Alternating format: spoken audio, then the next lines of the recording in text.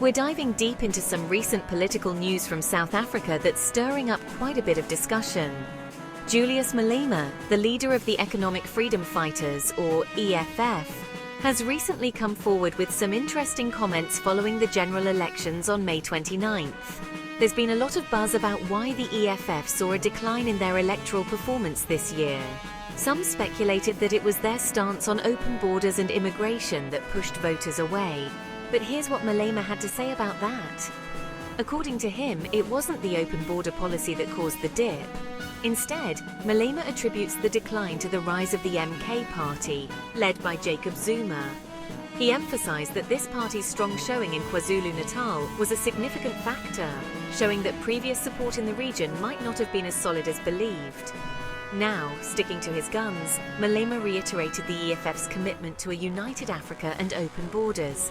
He strongly believes that xenophobic sentiments and policies don't actually benefit any party in the elections. Quite a stance, right? But here's where it gets more interesting.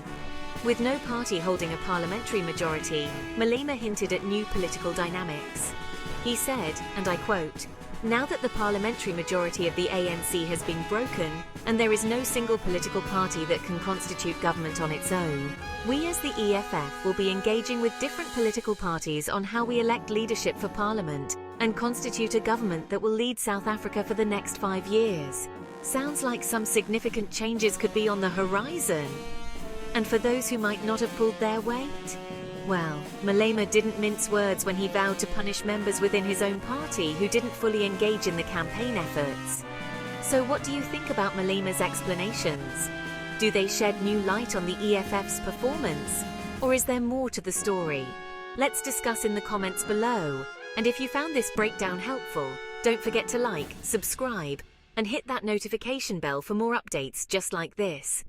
Thanks for tuning in, and I'll see you in the next video.